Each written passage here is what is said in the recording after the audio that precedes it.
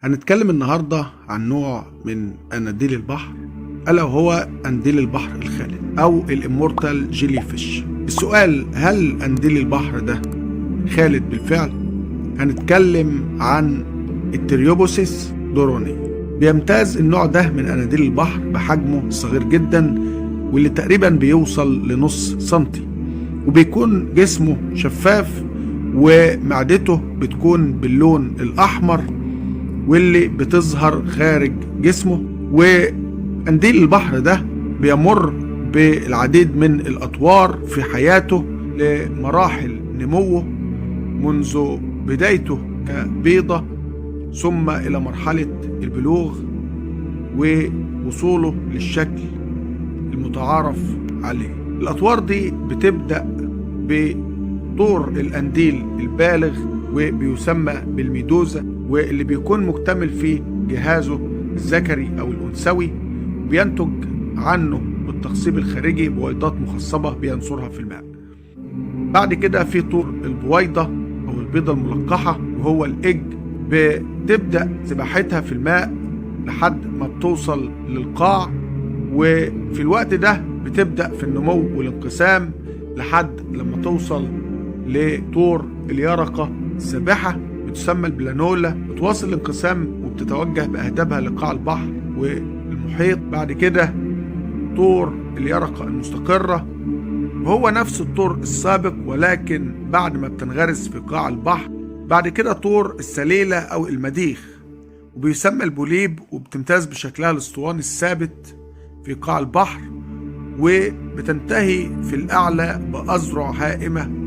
وعادة ما بيتجمع الطور ده في شكل مستعمرة بجانب بعضه البعض، وبيكون في طور عدم النضوج الجنسي بعد كده، وده بيكون أهم طور لأننا هنرجع نتكلم عليه بعد شوية.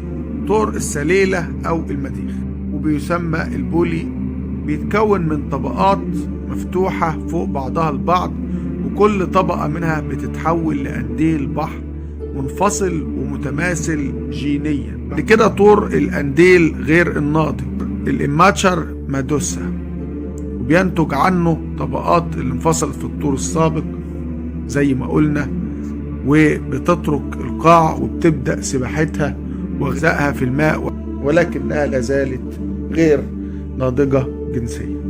بعد كده بتوصل لمرحلة الأنديل البالغ أو الناضج جنسيا أو الميدوزا البالغ، وبعد كده بتعيد تكرار أطوار حياتها من جديد.